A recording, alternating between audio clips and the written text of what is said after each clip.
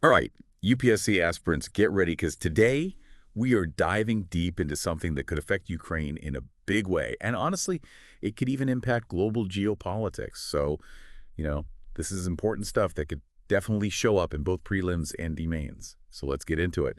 And don't forget to hit that like button, subscribe, and leave us any questions down in the comments. Our source today is Asia Times, and they found something pretty interesting. Ukraine's access to Starlink, that satellite internet system. That access might be linked to a pretty controversial rare earth minerals deal. Yeah, this situation is fascinating because it really shows just how important technology like Starlink has become in modern warfare. I mean, you can't really separate military actions from the technology that makes them possible anymore. Totally. Remember back at the start of the war, Starlink was like this huge game changer. It was a lifeline for communications when the regular internet went down. But now Ukraine's reliance on Starlink could be used as leverage. And that's where things get interesting. Imagine you're on the front lines, coordinating with your units, sharing intel, and even directing drones, all thanks to real-time satellite internet. That's the edge Starlink has given Ukraine. But now imagine that advantage is suddenly in question. That's the pressure Zelensky is facing right now. Yeah, the U.S. seems to be pushing for this deal to get access to Ukraine's rare earth mineral reserves.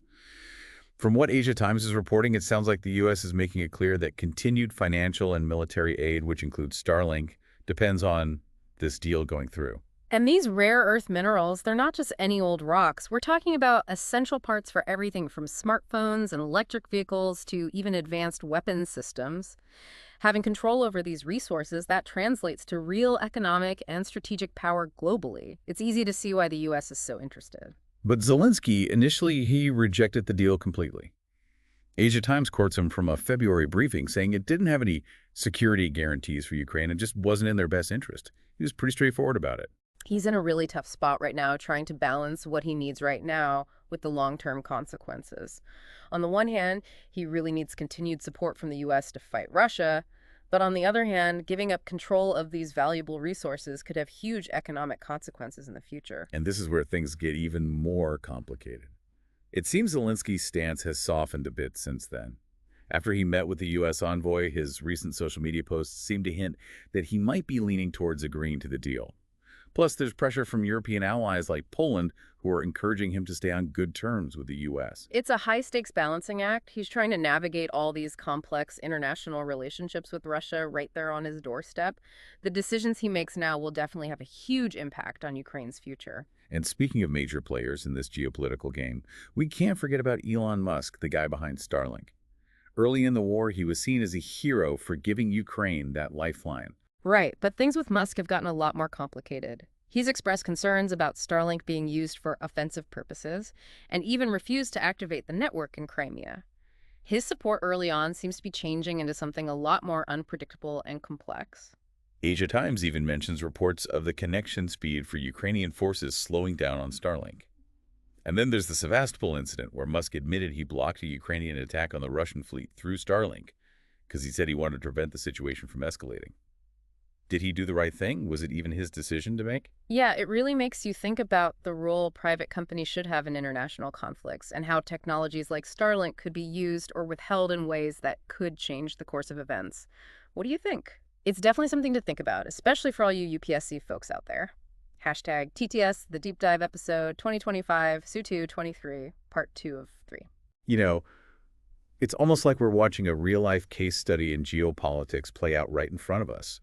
This whole situation with Ukraine Starlink and the rare earth minerals deal, it has historical parallels that we can't ignore. Oh, absolutely. History can be a really good guide if you know where to look. Think about the World Wars, for example. Control over things like raw materials, industrial capacity, and strategically important areas. Those were super important for both sides. And now fast forward to today, and we're seeing a similar pattern, but with a modern twist. Technology like Starlink has basically become the new battleground, almost as important as oil or minerals. That's a really interesting comparison.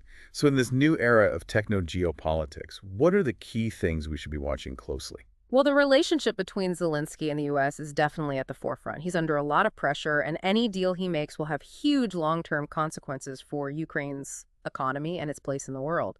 He needs support to defend Ukraine, but at what cost? That's the real question. And then there's Elon Musk and his unpredictable stance on Starlink.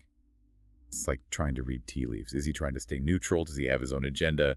It's hard to know for sure. Yeah, his actions have definitely gotten people talking all over the world. He went from being seen as a hero to being a potential problem in the eyes of a lot of people. Remember that Sevastopol incident? Hmm. He said he blocked the Ukrainian attack to stop things from escalating, but some people saw it as him picking a side. That incident really highlights the ethical and strategic questions that come up when private companies get involved in war. It's totally uncharted territory. Should a private company be able to influence the course of a conflict? What does that mean for international law and the balance of power?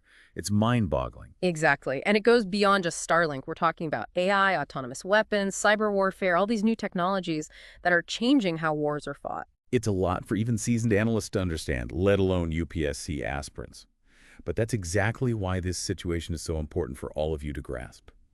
The world is changing fast, and the UPSC exams, they don't just want you to memorize facts. They want you to analyze trends and understand their impact on international relations, security, and global governance. I completely agree. It's not just about knowing the facts and figures. It's about connecting the dots, showing critical thinking skills, and applying your knowledge to real-world situations just like this one.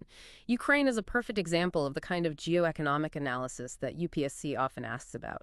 Pay attention to how things like resource-controlled technological influence and political maneuvering all come together. So how should our listeners approach this topic from a UPSC perspective? What are the key areas they should focus on? I would say break it down into three main parts.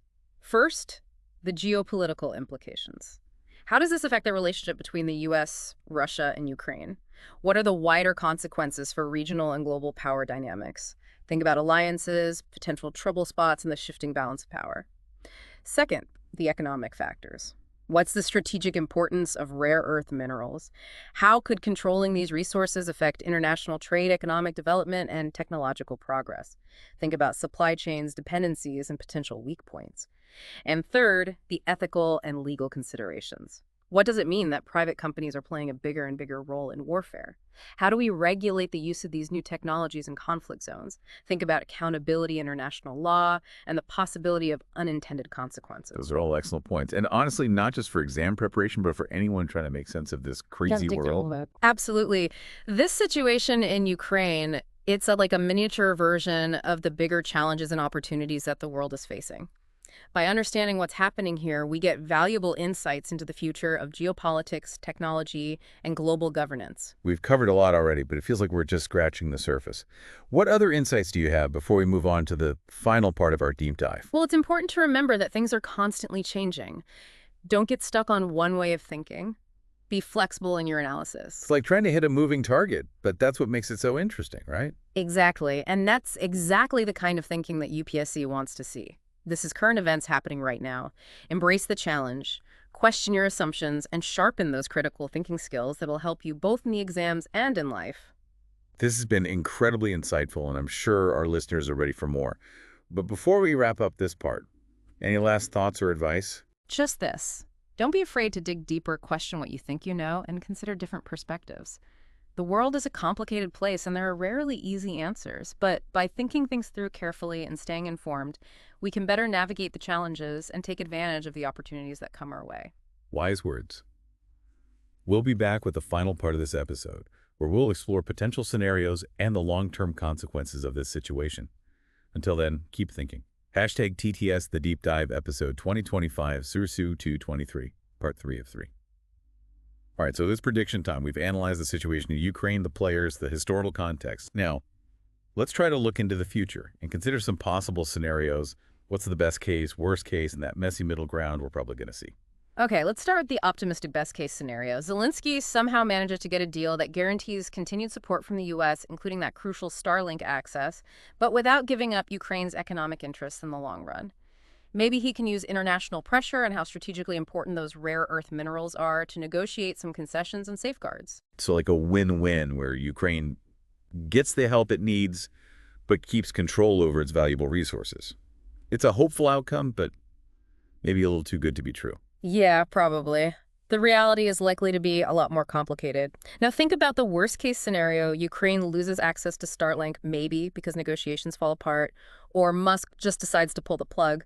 That would seriously hurt their military communication and coordination and could lead to major setbacks on the battlefield. We haven't even talked about what could happen with the minerals deal itself. If it goes through without the right protections, Ukraine could end up in a tough spot economically, basically dependent on the U.S. for its future.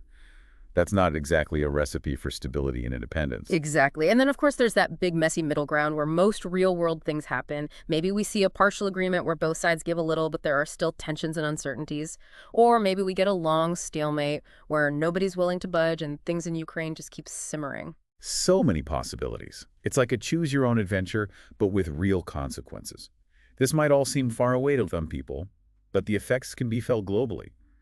How could this situation in Ukraine, for example, impact someone listening to this in India? That's a good point. Remember those rare earth minerals. Any disruptions to their supply could affect the production of all kinds of things, from smartphones and laptops to electric vehicles and renewable energy technologies. Those are things that people all over the world rely on, including in India. It's a good reminder that even conflicts that seem far away can have a real impact on our everyday lives. It's not just about who controls these resources, but how that control affects global supply chains and economies. Exactly. And we can't forget about the bigger geopolitical picture. The outcome in Ukraine could change the balance of power between the US and Russia, which could create new problems and increase tensions in other parts of the world. We've really gone deep today, haven't we? From the importance of Starlink on the ground to the global implications of rare earth minerals, we've explored it all. And we've untangled some of the complexities of international relations and how the role of private companies in conflicts is changing. Yeah, we've looked at the historical context, analyzed the current situation, and even thought about what might happen in the future. It's a lot to take in, but that's the world we live in, complex, interconnected, and always changing. So as we wrap up this episode, was the one big takeaway our listeners should remember, especially those UPSC aspirants getting ready for their exams? The key takeaway is this: to do well on the UPSC exams. And honestly, to do well in this complicated world, you need to think critically, stay informed, and be ready to adapt as new information comes up. This situation in Ukraine is a perfect example of how events that seem isolated can have ripple effects all over the globe. I couldn't have said it better myself. A huge thank you to our expert for guiding us through this complex issue. And to all our listeners, thank you for joining us on this deep dive into the crucial crossroads Ukraine is facing. Remember to hit that like button, subscribe, and leave us a comment with your thoughts or questions. Until next time, keep exploring, keep learning, and keep those brains buzzing.